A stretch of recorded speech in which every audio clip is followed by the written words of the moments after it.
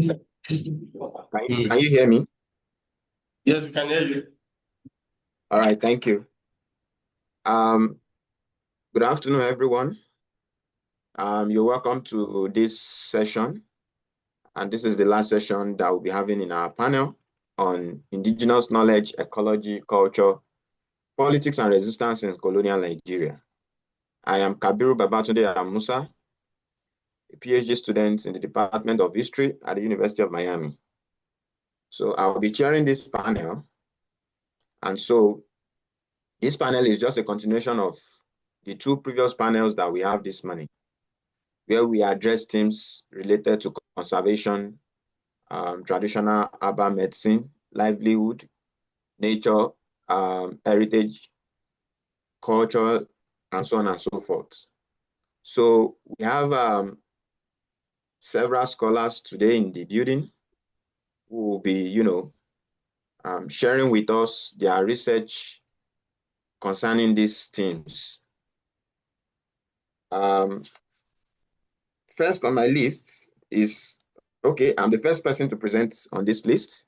So I'll be presenting on colonial conservation and resource exploitation, the impact of British environmental law on indigenous forest resources in Nigeria. So um, the second presenter is Seriki Kazim Omotola, who will be presenting on the forest, environment, and culture in Yoruba land up to about 1900. So brief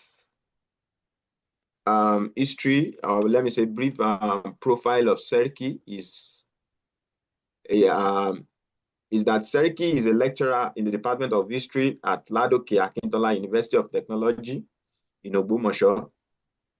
He holds a BA and MA in History and is currently pursuing his doctoral degree. His research interest is on environment, social, and economic history. Also, we have in our midst um, Israel Ayobami Ogundumila, who will be presenting on Flying Eye, building win-win partnership and networks for integrated African aviation. So, hello, are you talking to me? Please go ahead. Okay. So, Ogundumila is a PhD student in the Department of History at the University of Kansas. His research interests intersect history of science, technology, and society.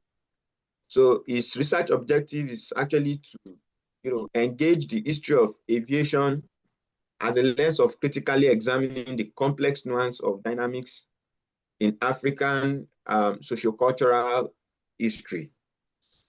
So, and the last presenter here is Anu Oluwapo Fifebo Sunday.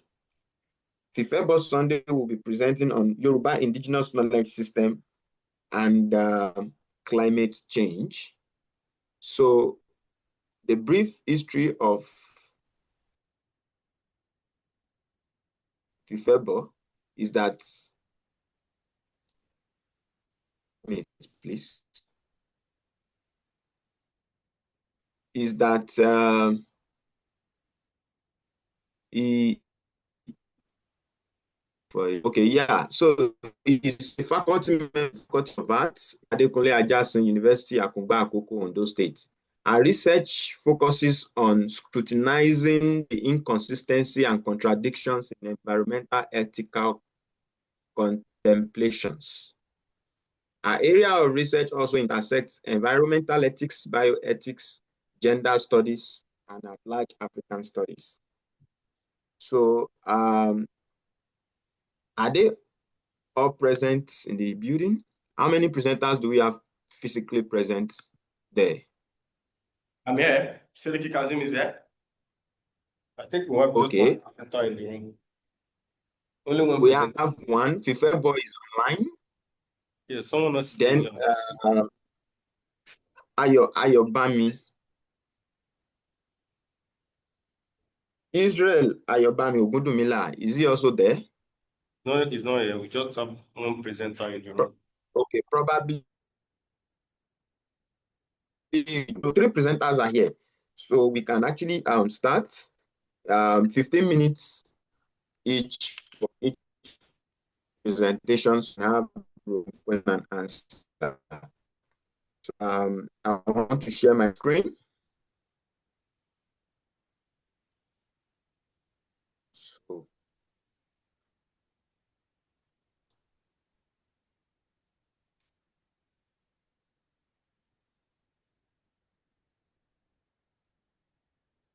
can you see my screen? We cannot see your screen. Okay, now. Okay, can see your screen. Can you see my screen now? Yeah, yes, we can. Okay. I hope I'm not sharing something else because I open multiple. Oh, this is the one you're supposed to. I think that we are sharing this. This is the right one. The right one. Yeah. I hope it's the PowerPoint you are seeing on the screen. Yes. For joining this panel once again. I'll be presenting on colonial conservation and resource exploitation, the British environmental law on indigenous forest resources in Nigeria.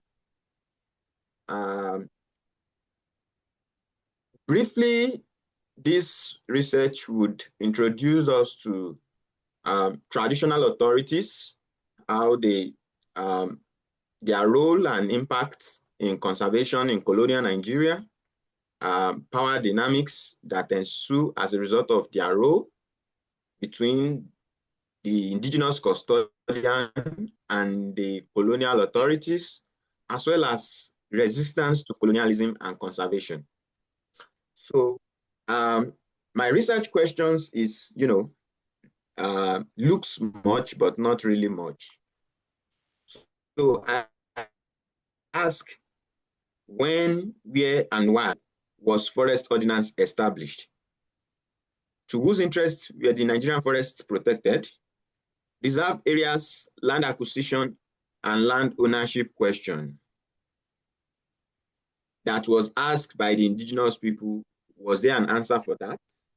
I asked a question relating to where the power structures among the indigenous governors and local forest custodians, and where and when was power structure among these actors played out in colonial Nigeria, especially among the rangers, the forest rangers, which is the forest guard, and the indigenous people, or the indigenous custodian, the Olugbo, or the Oluode, known as the Olugbo.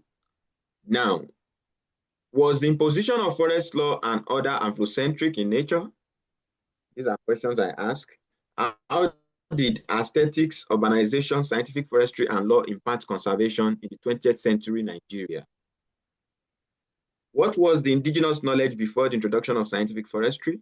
And in what way has forestry been affected by Western epistemology, methodology, and philosophy? These are questions that actually takes me to, look into the impact of conservation in colonial Nigeria. One of the major arguments, according to Elima, was royalty. She argued that forest conservation introduction into the colonial Nigeria brought about the concept of royalties.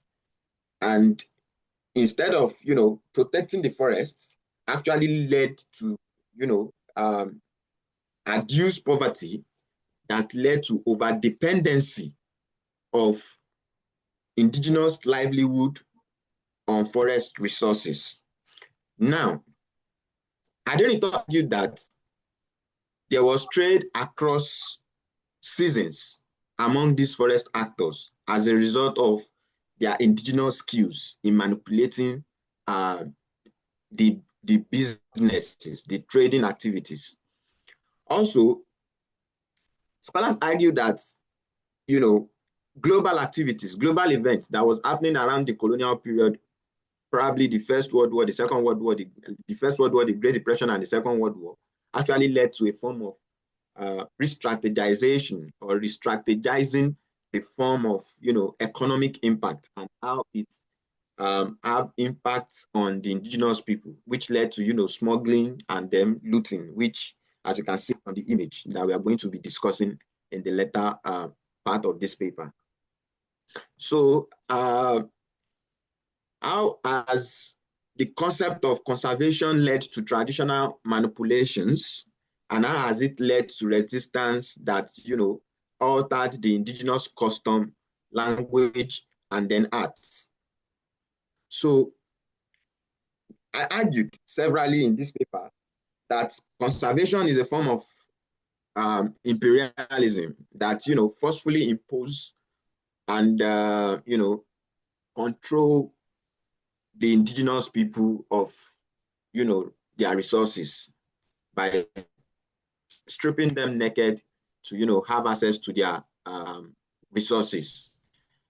Also, I argue that conservation is you know, is a form of protecting the forest, but rather than protecting the forest, it led to forest depletion because of the method and way in which it was introduced to the indigenous people. So it altered the people see their forest and how they, have access to the forest and the resources. And it altered indigenous medicine. This is because the colonialists frown at how the indigenous people have access to, peeling off trees that to them, quote unquote, seems to be very economically valuable. And when I use the word economically valuable now, it's based on the capitalist orientation that has to do with um, the sale of timbers. So these also, affect the belief system because we have two types of forest. We have the plantation forest, we have the community forest, but the colonialists could not, differentiate between these two types of forest. And in the process of introducing forest reserve, they, made laws that actually made the people to, resist colonial forest ordinance. So, in addition, politics that help them control the health, reproduction, population, and environment in colonial Nigeria. And this is because in the process of introducing conservation to the indigenous people, they, control what form of forest, minor or major forest resources that these indigenous people had access to. And this kind of, help them manipulate the people in trying to see interest in, leaving some certain form of forest resources for colonial consumption or imperial consumption.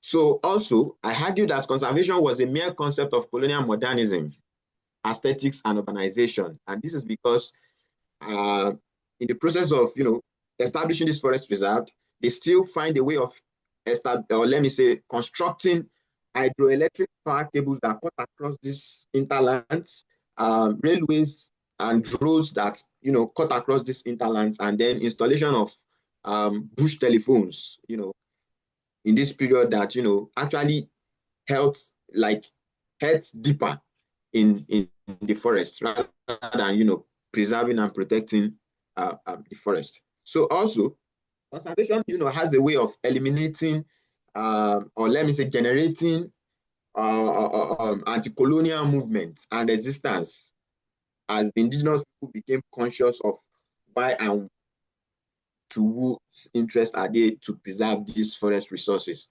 So in a nutshell, conservation, promotes ecotourism in places like North America and Europe. And then it's, led to revenue generation and as well as resource control because the colonialists used forest, quote unquote, as a way of, manipulating the indigenous people to, obey the colonial authority. So um, there are traditional authorities who are the agencies, that you find in this business. we have the traditional Aba healers, we have the firewood sellers, we have the timber dealers. So even though these people, have something similar, they still have a way of, manipulating their way among these colonial structures, or let me say colonial bureaucracy of power, or of power structures. So uh, the power dynamics here is that in the process of establishing this forest, scientific forestry, there was a form of centralized forest management. And this is because initially forest was decentralized by the indigenous people. We have those who were the indigenous custodian of the forest, which had actually made forest a no-go area for just an ordinary citizens in the pre-colonial, or let me say colonial, or let me use the word pre-colonial, Yoruba land. So what they did was to, change the power structure, by placing the governance of this forest to the rangers through the forest reserves. And so they created a Ministry of Forestry that was under the Inspector General of Forest, whose interest was to protect, quote and unquote, both valuable and non-valuable aspect of the forest. So, but the problem is that this power dynamics that took place among the indigenous people and the colonial authorities was unable to, identify the difference between the communal forest and the plantation forest. And so what the law did was to give a generic assumption that unused land should be considered a forest reserved. And what that means is that the indigenous people, you know, began to set some of their unused land ablaze so as to make the colonialists see their impact in these forest areas. So as part of the power dynamics is that there's a change in the power structure among the traditional elites. Some of them, lost the control because they could not, negotiate their way between the traditionalists, which is like the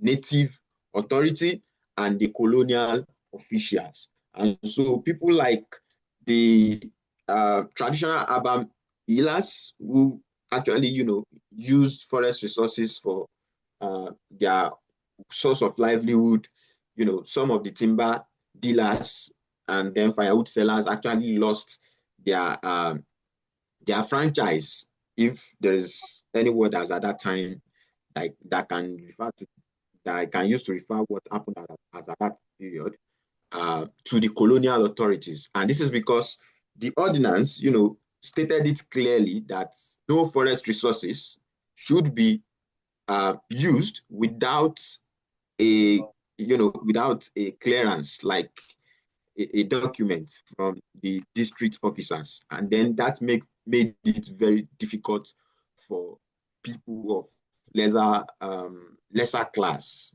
to have access to forest resources. And so this, according to some authors, they refer to it as, the creation of new political elites. Some scholars refer to it as a creation of new political elites.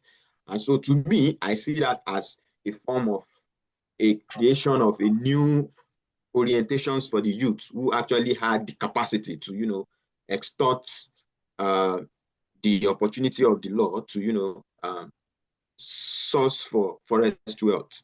So it's a form of indigenous empowerment that has led to depletion of the forest. Now, there are several ways in which the indigenous people, resist this colonial conservation law. And one of the main theme that actually found its way around this period was the issue of land acquisition. So the process in which those land that became forest reserves were actually taken from the indigenous people was a problem in itself. And it led to, continuous petition against the colonial government, against the, the law itself, and several factors and issues that surround the issue that led to, illegal logging of timbers, smuggling of these resources. It led to, looting and then bush burning for them to reclaim back their land that, quote and unquote, seems to them to be to to to to to that they are not um, using. So it led to converting this forest land to farmland. So in conclusion, my paper streamline the, argued that conservation streamlined the local utilization of forest resources by alienating families that have been dependent on um, forest resources as a means of livelihood. And again, it's led to it led to um, capitalism and, or let me say, capitalist expropriation and colonialism, because overproduced forest resources through, quote and unquote, uh, protection or good, preservation actually yielded surplus that, gave these colonialists the opportunity to generate IGR for them to, be able to carry out colonial duties. So thank you very much for listening. So the next presenter is Seriki, who will be presenting on the forests, environment, and culture in Yoruba land up to about 1900. Seriki, you have 15 minutes, please. You can go ahead and present your paper. Thank you. All right, thank you so much, Doc. My name is Seriki Kazim from Ladoke Akintola University of Technology, Ogbomoso, Nigeria. The title of this paper is The Forest, Environment, and Culture in Yoruba Land up to about 1900. Introduction. This study investigates the complex intersections between Yoruba culture and the forest environment in pre-colonial times. Of course, studies in history and other related disciplines are replete with overwhelming evidence of the interplay of culture with nature, particularly environmental features, including forest use and water bodies since the prehistoric period in different societies around the world. Prominent scholars like Christopher Conte, Jan Fashino, Sarah Ladd, Vishvamba Satsi, Meshti Rosler, and Chad Miller, as well as David Esson and Awes Solomon, have produced overviews of the integral and harmonious synergies between human culture and nature as represented by environmental features, particularly forest. However, while abundant historical studies exist on various forest-related issues, such as deforestation, reforestation, the social and economic aspects of forestry in pre-colonial times, as offered by Ade Ajayi, Toyin Falola, Omosin Akin Oladiti, Friday Obinta, to mention but a few. Such researches barely or scarcely treat the nexus of forest and Yoruba culture in pre-colonial times. In all of the existing historical studies on Yoruba forest history, much attention has been devoted on the social and economic aspects of forest, with scarcely or barely interrogation of the intersections of the Yoruba culture and forest from earliest times up to 1900. Thus, there appears to be a major gap in the body of existing knowledge on forest history, and that is, investigating the intertwining of culture with the forest environment. Therefore, the overarching aim of this study is to examine the interconnections between forest, the forest environment, and culture. Our focus will be on how cultural elements aided the survival of forests, or how cultural elements, aided sustainable forestry, okay, in pre-colonial times. This is against the background that there are lots of arguments regarding forestry practice in pre-colonial times. There are a lot of the dominant stereotypes in the body of existing knowledge is that Africans in pre-colonial period didn't develop indigenous strategies of managing forestry in a sustainable way. And so this paper would contribute to the dialogue by offering a new perspective, indicating that indeed indigenous knowledge system was annexed, in order to, by pre-colonial Yoruba people in promoting sustainable forestry. So the methodology is basically historical. We are deploying the historical method of research, and we're going to be using oral traditions in combination with secondary sources. Let's quickly take a look at the theoretical and conceptual analysis. The concept of culture is popular. In our context, we conceptualize culture as the tangible and the intangible, all tangible and intangible aspects of human activities, including food, language, architectural and housing systems, religion, arts, music, traditions, cosmology, and so on and so forth. Even the art of war or the art of warfare, and so on and so forth. Now, in the 1990s, the understanding that forest maintains a good link with culture birthed the concept of forest culture. Okay, so there was a discourse around the intertwining of culture and forest. And this led to the birthing of the concept of forest culture, okay, which explains the cultural functions of forest.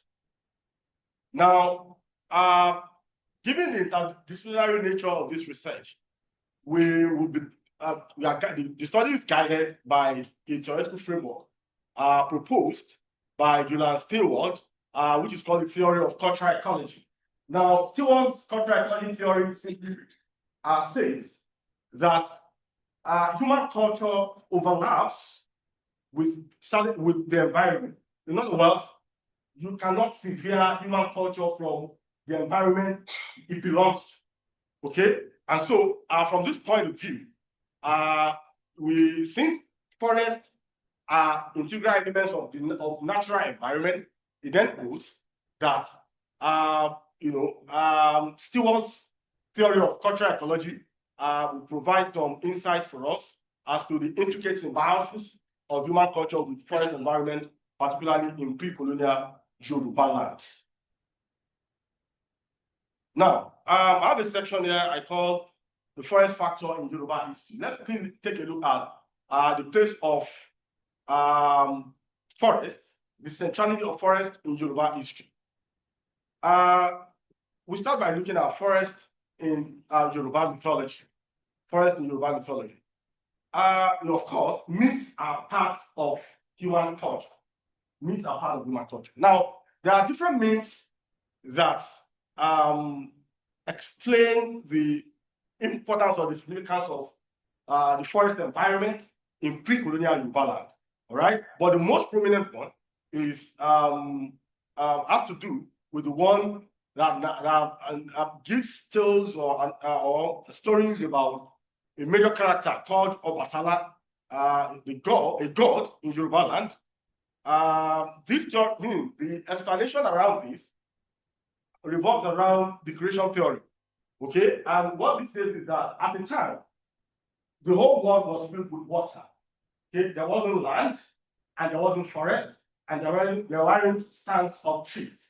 Right? So Obatala sought the permission of Eledumare, Supreme, that is God, that he should allow him to create land and, of course, create other things on the surface. And so, having been granted approval by Olodumare, Obatala created the health, and thereafter we had stands of trees coming up from that. So that's a popular Yoruba mythology that explains the significance of forest in pre-colonial Yoruba land. Then also, forest in Yoruba cosmology. Within the cosmological framework of the traditional Yoruba society, forests were part of nature, and as such, man must show some respect to it, considering the fact that it is older than man. Yes, Yoruba cosmology holds that nature is older than man. And when you take a look at the literary corpus, the old Monument, it maintains the Yoruba to respect nature and forest inclusive. By respect, it doesn't mean that man is expected to prostrate or to kneel down for nature, but man is only expected to make careful use of forest resources or of natural resources. So Odu or Monument, provides a part of the experiences of how pre-colonial Yoruba society managed their forest in a sustainable manner. So, forest and survival of Yoruba kingdoms and settlements. Yes, as rightly argued by Clapancy, Yoruba kingdoms owe their rise, power, and survival to the existence of forests, which offer them numerous geographical advantages for economic prosperity and political might.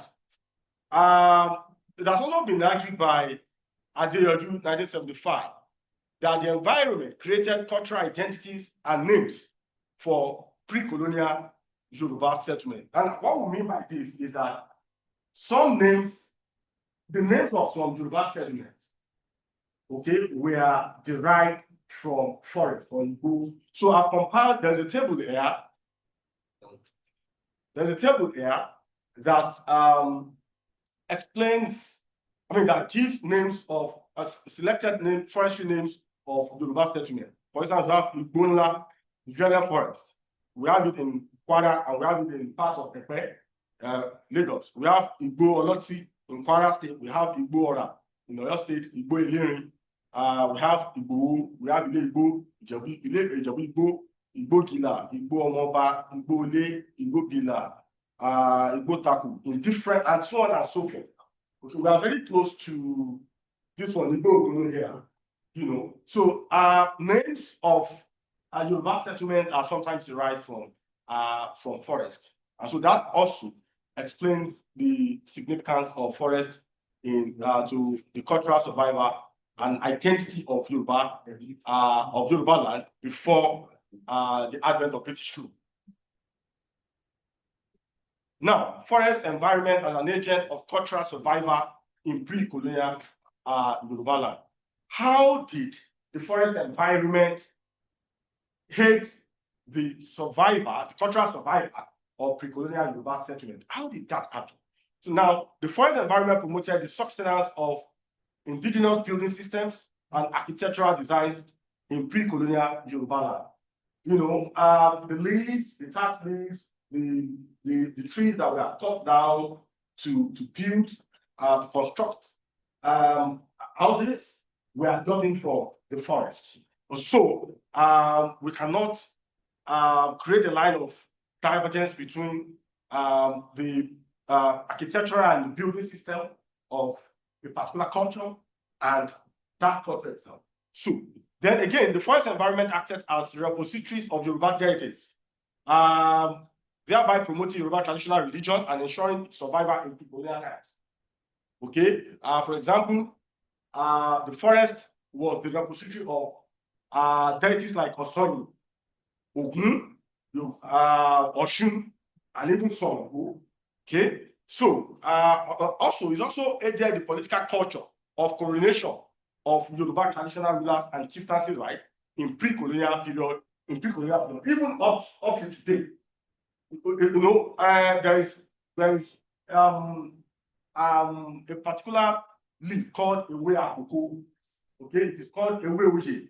Okay, the coronation ceremony in traditional Yoruba society will be just incomplete if Akoko leaves is not used for the coronation process. So that way, it's aided, the forest environment aided the survival of culture of coronation in pre-colonial times and even in contemporary times. So again, cultural festivities and rituals in pre-colonial Yoruba society had a major connection with the forest environment. So I have a table here that where I highlighted some of the major cultural festivals and religious rituals associated with forest in Yoruba land. Osun Osogbo Festival, the Oro Feast, Lishabi Annual Festival in Ogun, in Abeokuta, Aje Festival, okay, Osonyi Festival, as well as the Imale Festival in parts of Epe. So some of these festivals are, the survival of some of these festivals is tied to the existence of the forest environment. That's the point I'm trying to make here. So, and that explains the integral symbiotic interaction between forest and culture in pre-colonial times.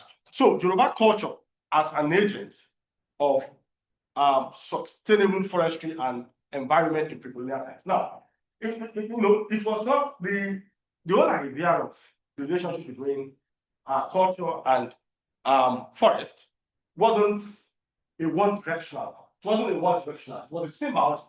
Okay, so as Yoruba culture was aiding, as the forest environment aided cultural survival of Yoruba settlement or Yoruba society, the Yoruba culture itself also aided the survival of sustainable forestry and, of course, the environment itself. Okay, so how did it happen? Regulated hunting in forest.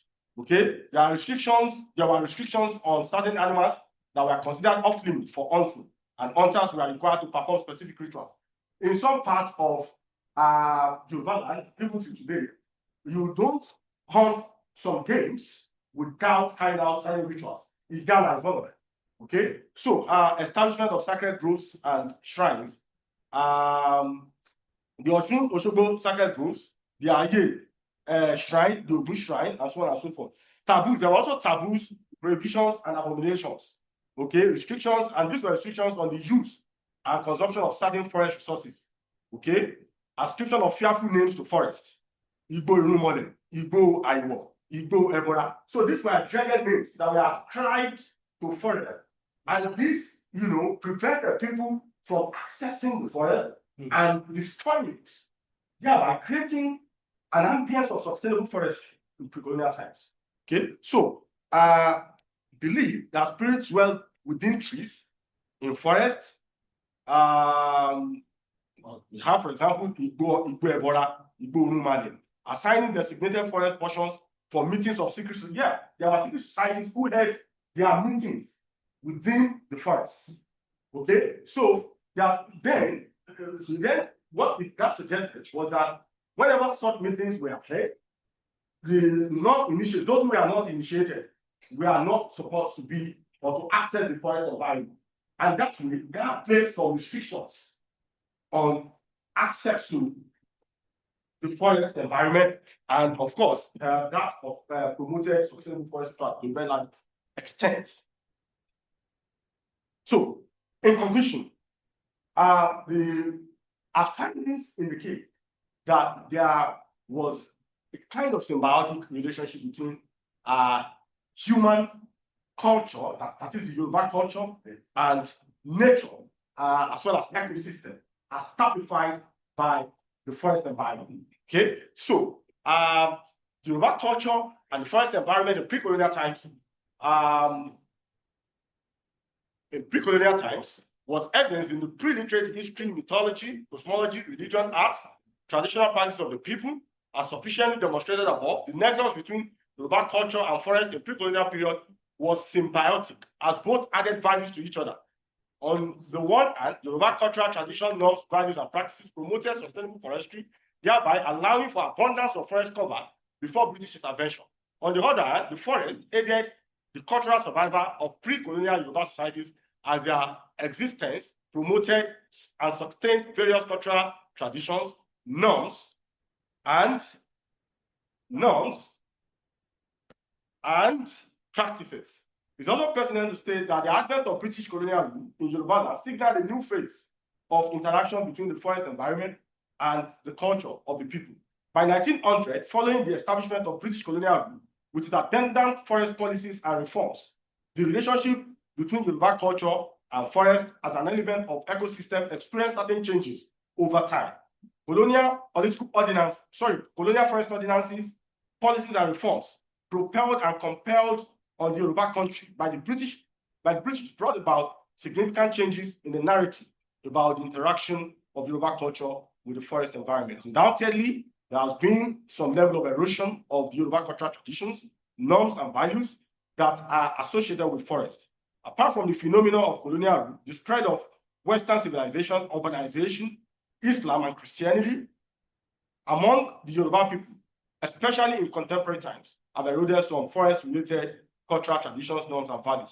This trend has had some impact on the state of forest in colonial and post-colonial Yoruba land, as deforestation driven by the forces of urbanization and development has escalated.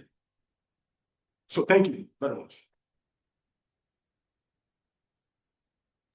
Thank you so much for your presentation. I actually gave you some grace to, round up your paper because the fourth presenter just wrote to me that he won't be able to make it. I think his flight was delayed and canceled or something. So we have our last presenter, Anoluwapo. Anoluwapo, 15 minutes initially, but you can, extend to. Thank you very much. Good afternoon.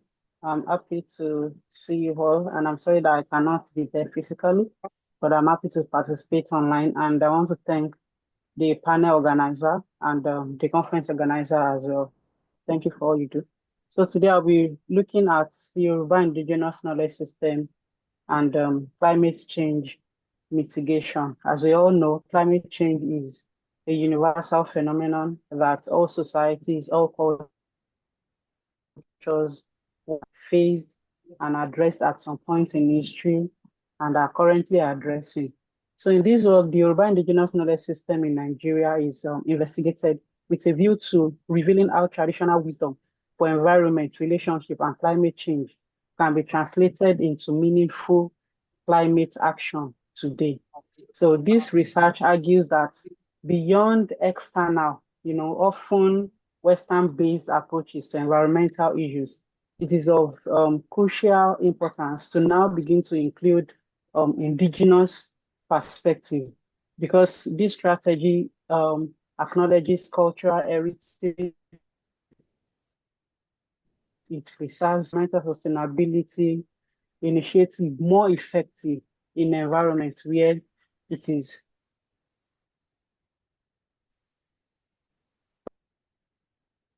practiced. So Yoruba culture, Yoruba philosophy, the environment is known as Ayika or Agbegbe, and there is a special significance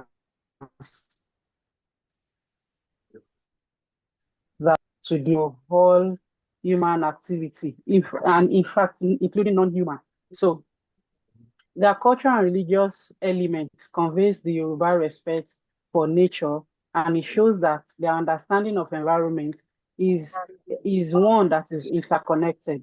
They understand that every being is interconnected in the environment, either living or non-living. So there are so many proverbs, there are so many sayings, there are so many beliefs that Yoruba people have in order to ensure peace and harmony with nature. They believe that certain spiritual phenomena inhabits physical phenomena, certain spirits or certain powers inhabit spiritual phenomena such as water, soil, air, rocks, and other things. And so this defines our relationship with all of this. So there are so many sayings, and all the aim of all of this is to make environmental consciousness ingrained in the hearts, in the minds of the people, so that there is no destabilization of the spiritual structure, because this usually has grave implications. It is believed that both physical, natural phenomena, everything, even future beings, we are all interconnected, and the action of one affects the um, has an implication on others. Now I go to climate change and Yoruba society. Climate change affects every society, and currently it is being experienced in Yoruba area, and across the continent of Africa. And this has given rise to various environmental issues such like severe drought, flooding, a change in the way crops are cultivated. The Yoruba local communities, even though in the past they have a way of dealing with this, Olale 2022 acknowledges that, yet over the last decades, the region has experienced more unsustainable weather patterns, typified by significant changes in rainfall patterns and temperature, as well as increased heat-related illnesses and water scarcity. For instance, farmers have noticed altered planting seasons. In the past, you could predict when rain will fall. You could predict when you can begin to plant. But now it is no longer the same. And this has led to low crop production, food insecurity, and as well we have the occurrence of floods, which has led to severe damages to houses, damages to people, and all of that. So for many Yoruba, environmental changes are often seen as a sign from the spiritual realm, reflecting the displeasure of the deities who govern the natural world. For example, drought, heavy rainfall, breakout of diseases may be perceived as a consequence of disrespecting sacred sites, or failing to uphold traditional practices that honor nature and the gods in it. This belief system not only shape their understanding of climate change, but activities that they don't do. They use all of this to cope with climate change. For instance, there is the observation of the fruition of the Iyeye plant, known as og plant. According to Omilani and Bada, they use this plant to measure the progression of climate. The fruition of the og plant indicates that rain will soon be over, and so farmers prepare for dry season.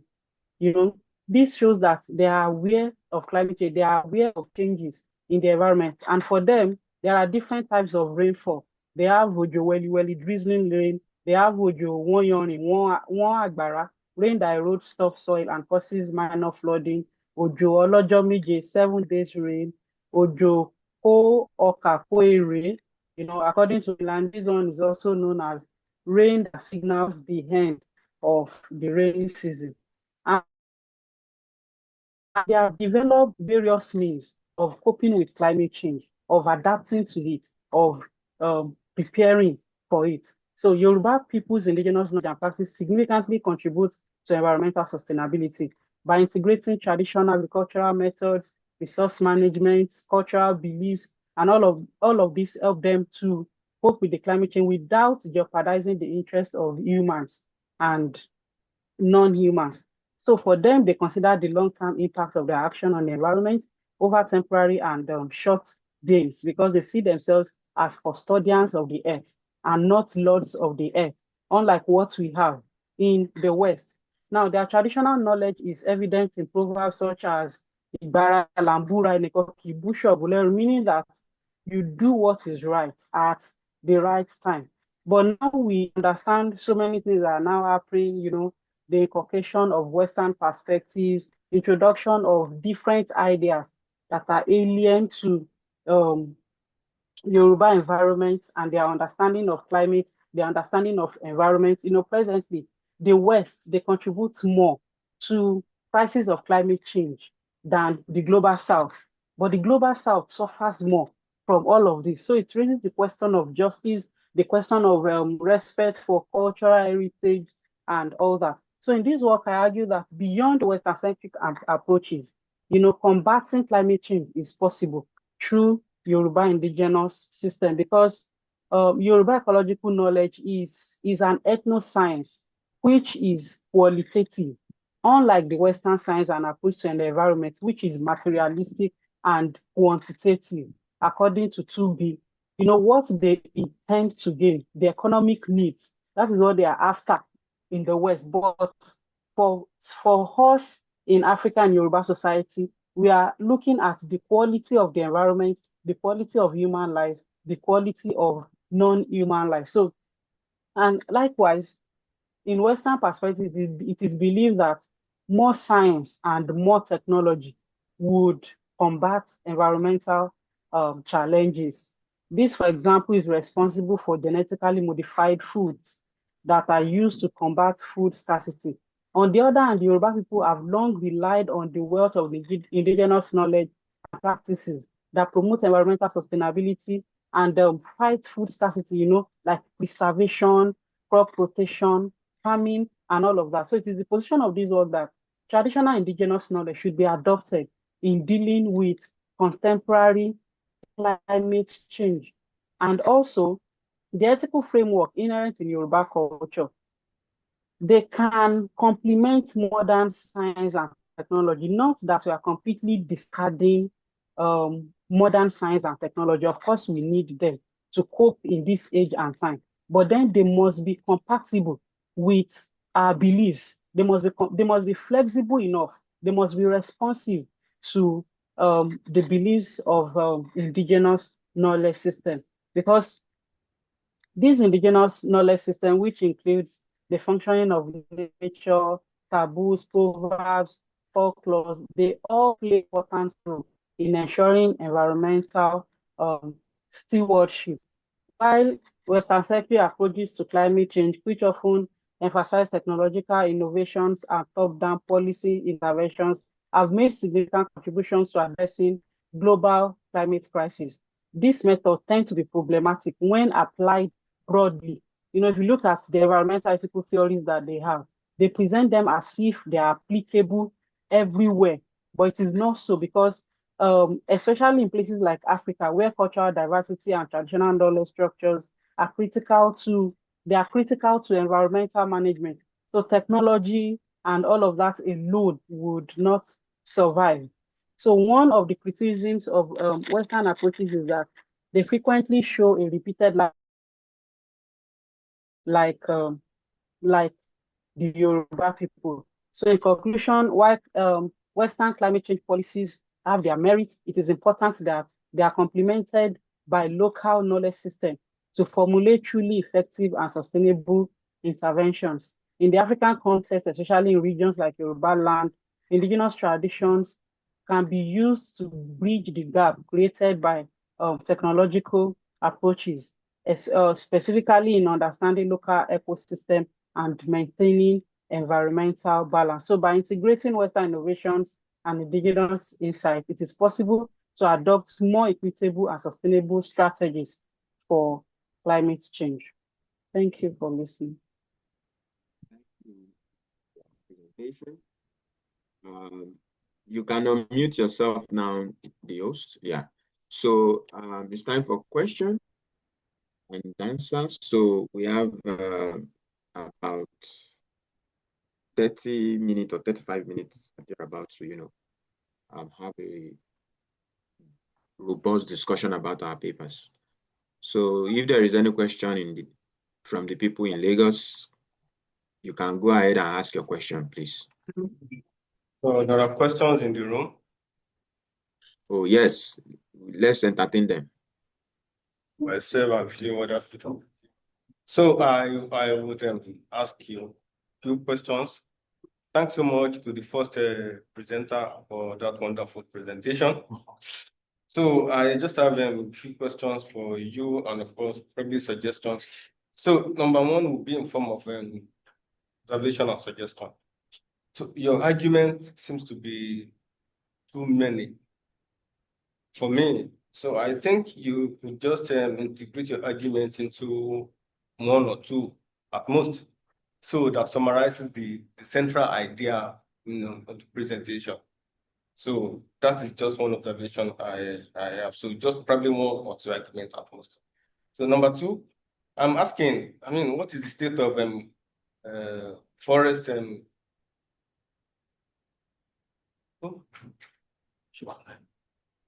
no, I think Yes, I'm online. Your network okay. is breaking. So what is the state of forest conservation in pre-colonial Yoruba times? Thanks to the second presenters who helped us to do substantial justice to this.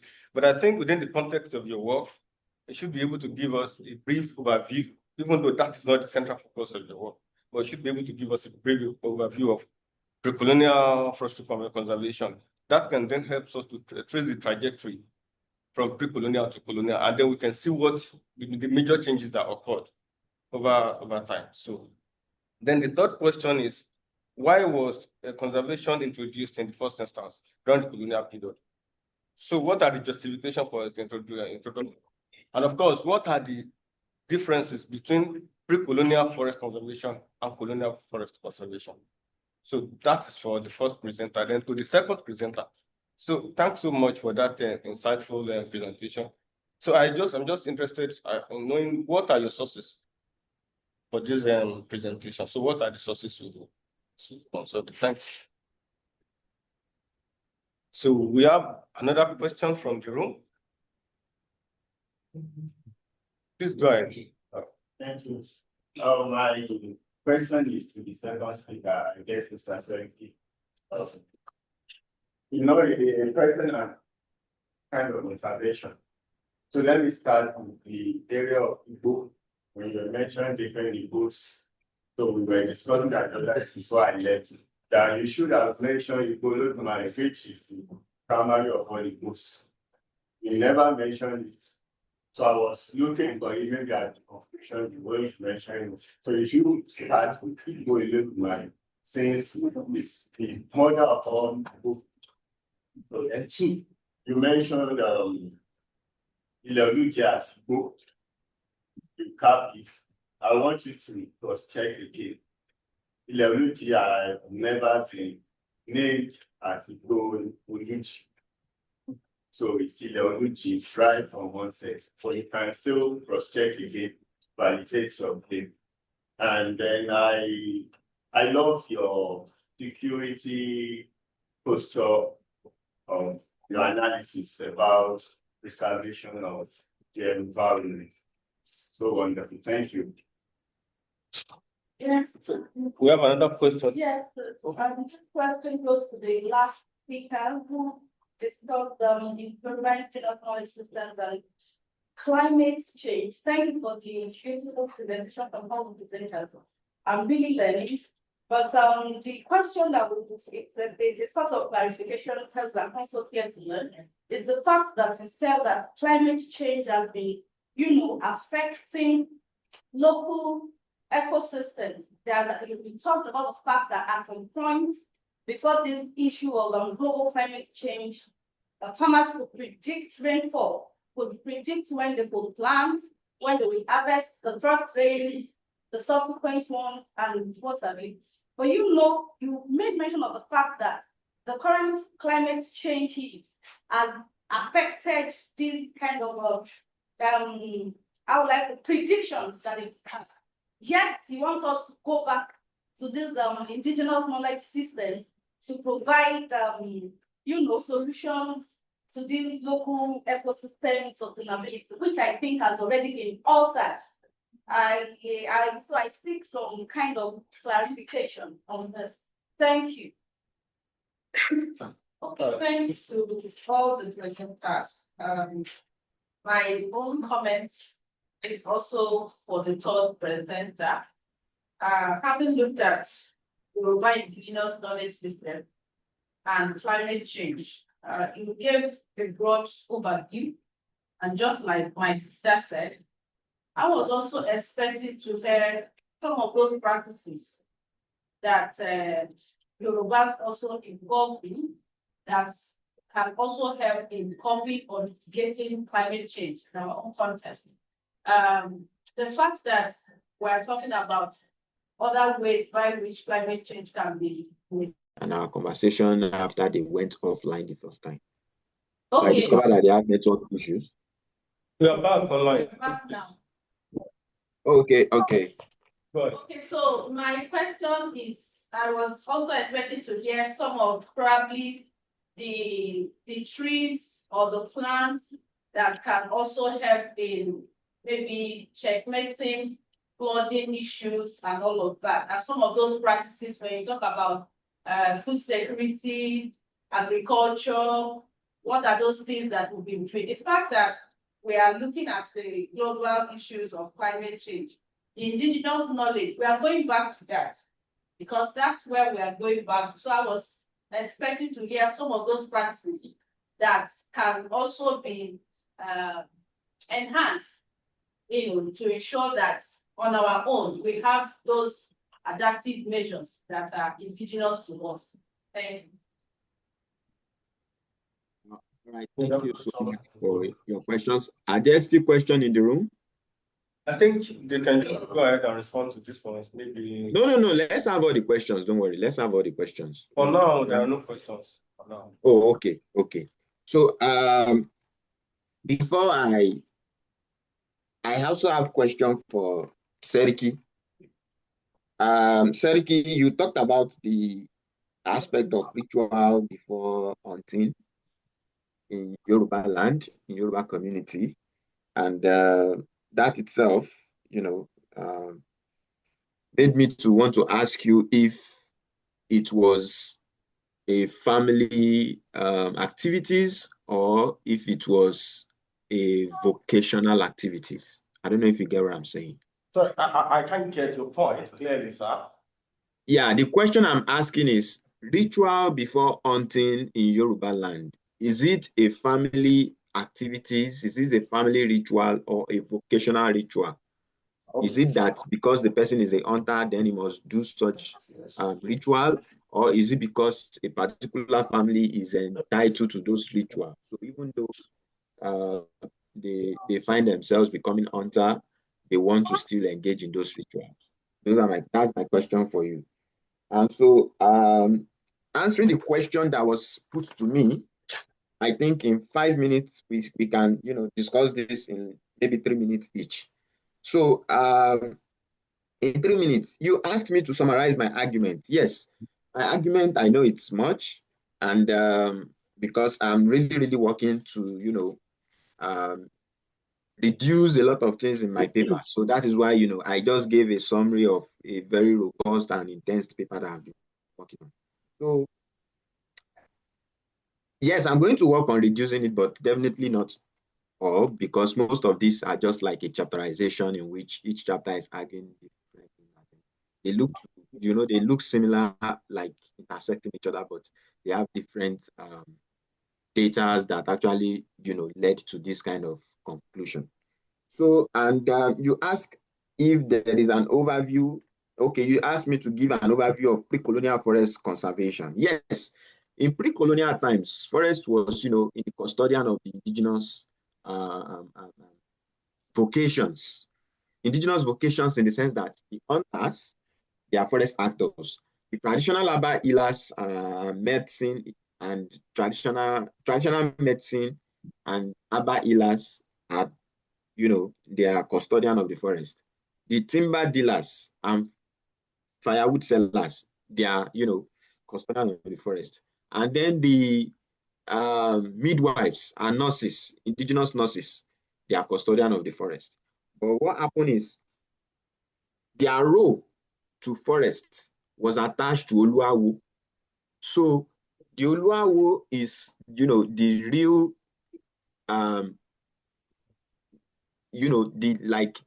the agent that helps them to, seek some particular aspect of forest resources. He gives them the period and when and what to get from the forest for getting their stuffs together. So, but that process itself was, debated and altered when the colonialists came and they were deliberating on forest ordinance, because it was like a shift in terms of power play between these indigenous actors as a result of the new native authorities that was imposed on these people. So you also ask, why was conservation introduced? Well, it was introduced because they wanted to exploit these resources. Whether we like it or not, that is the real concept behind it. Because if you ask the question of where are these overproduced resources are landing or ending to, it's end into Europe. And in fact, the the main reason why this policy changes over time was as a result of the impact of the First World War, Great Depression. So after the Great Depression, the Second World War itself, had a way of restricting the Europeans who had interest or who had access rather to tropical forest resources, especially the Germans. The Germans were actually dealt with by the British and the French colonialists in West Africa to ensure that they don't have access to timbers from these regions. So what are the difference between the colonial and the indigenous conservative method? Well, the difference is that the indigenous people, had this concept of conservation in their culture, in their religion, in their day-to-day activities, they give using the words, using folklores, proverbs, like the third speaker just said, to give a kind of a strict warning against the use of forest. And I think the second speaker also, said something about how these indigenous people, protect the forest through their words and verbal expressions. But with the rise of science, the theory of agnotology, which argued that the rise of science, downplayed indigenous traditions in Africa. And so the role of forest was actually downplayed by the introduction of scientific forestry. So scientific forestry itself, that introduced this Western concept of forest reserves and forest protections, as a way of downplaying, quote unquote, the indigenous forest practices. So you can go now, Seriki, you can give us your brief response to the question that was asked. Thank you very much, Chair. Let me start by appreciating all participants for their questions and interventions. And I would appreciate it. Thank you so much. The first one, my sources or the sources for this study. While I was introducing the study, I said that I've deployed the historical methodology and that oral traditions and some secondary sources are utilized by oral traditions are focused on Yoruba myths, folklores, as well as the Ifa literary corpus called Odufa. Okay, so, and I also use some secondary sources like books, like journal articles and so on and so forth. I think that should address the question. So, on the need to mention Igbo Olodumare. Yes, thank you so much for that observation. I will incorporate that. It's a work in progress. Then you also raised a question on, whether Igbo Oluchi, whether in Oluchi is also known as Igbo Oluchi. Well, at Adejoju 1975, he provided a table. His table is not as comprehensive as what I have provided, but I extracted this from his table. So there could be transformations in the nomenclature of settlement as a result of mortality of development. It is possible. So, but you can interrogate it by visiting in the origin. I've never heard.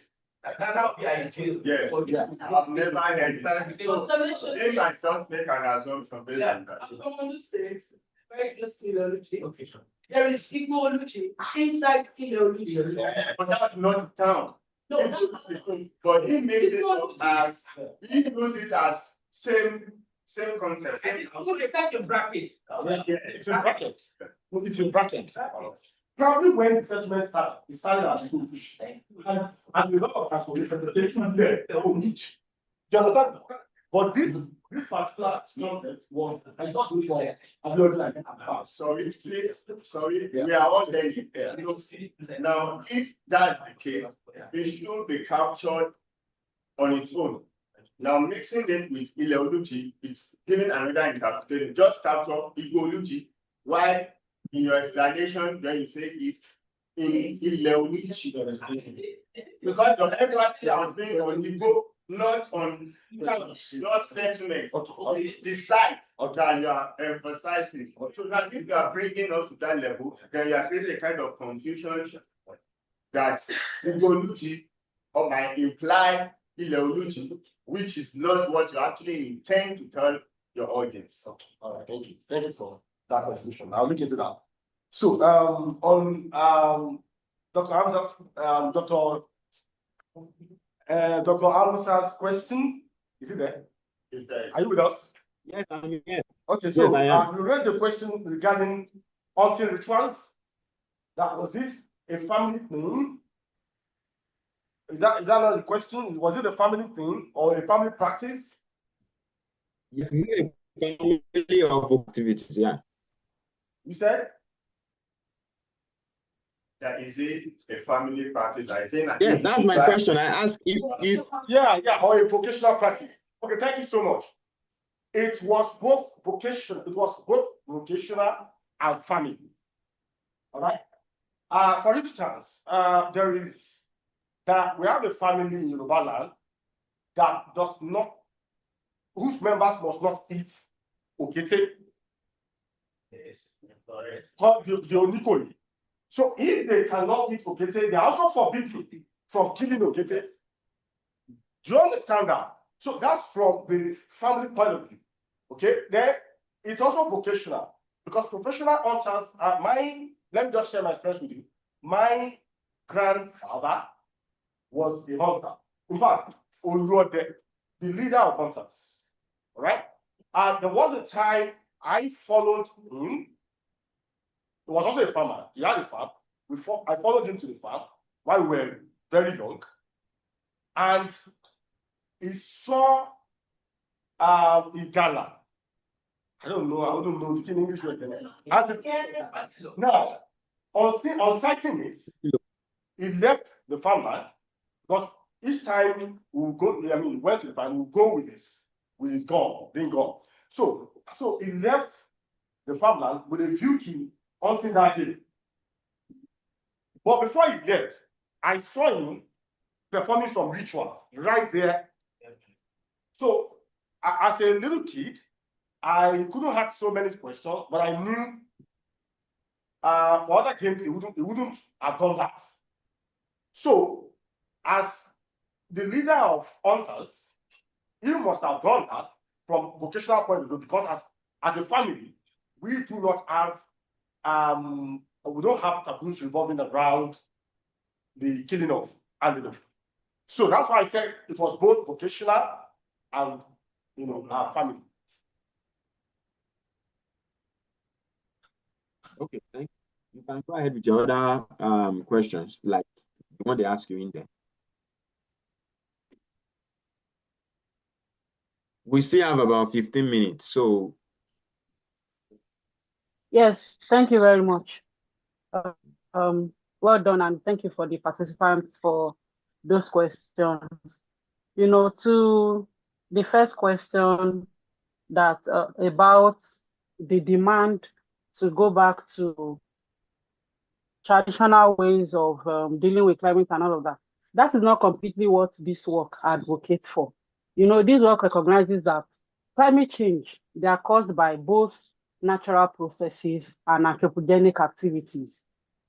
So although natural processes like volcanic eruption, solar radiation, all of those things, they have influenced the Earth's climate, but human activities, most especially combustion of fossil fuels, the destruction of forests, industrialization and all of that, it has tremendously accelerated climate change and other environmental issues.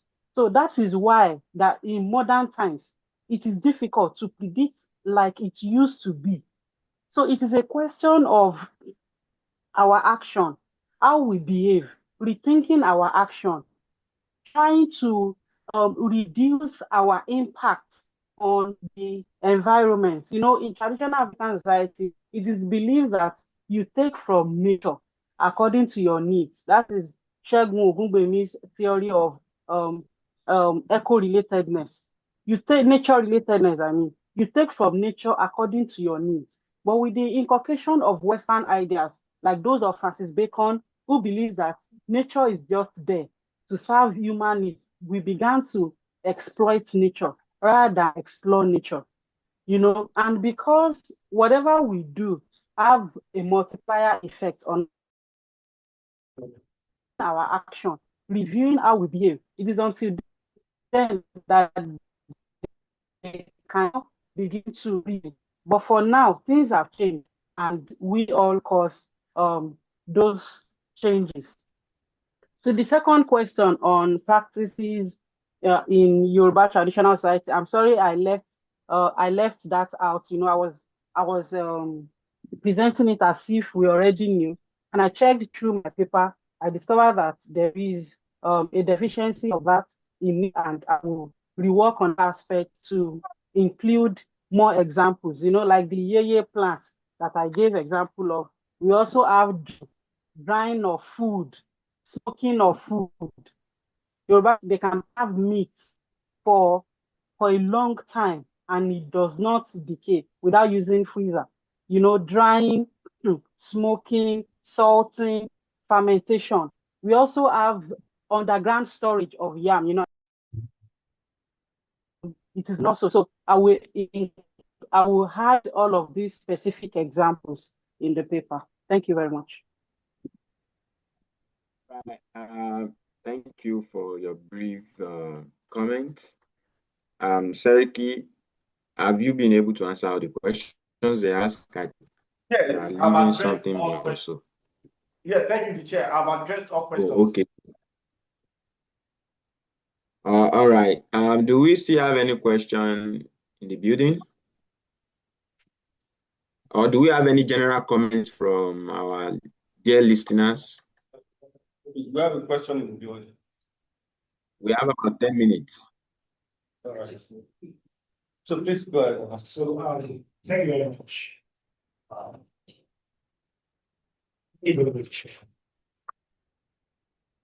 Topics. My question, my own is not really a question per se, just something I saw now.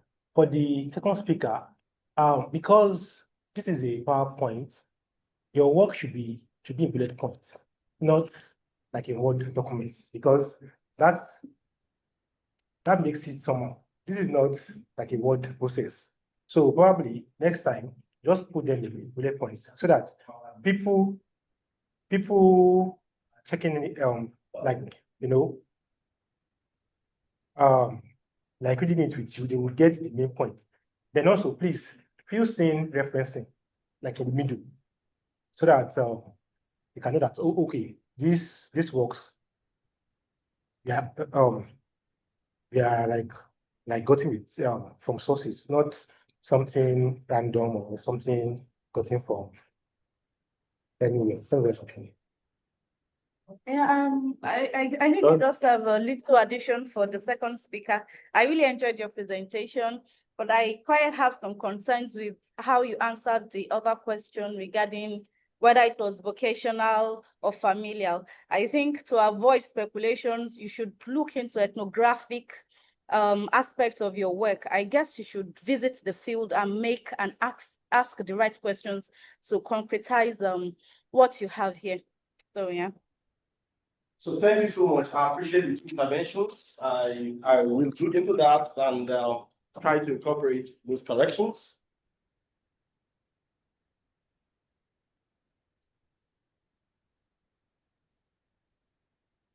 All right, thank you. Thank you for all the comments. Thank you for attending our panel. This is the end of all the 3 panels that we have for today. So if you are still around, I think there is a panel on indigenous knowledge and indigenous medicine also. I think there's another session on that. So you can, cross-check and see if you can have more things to learn from them. So thank you everyone for coming to this session once again. It's nice having you around. Without you, we won't be here. So we are proud of your contribution.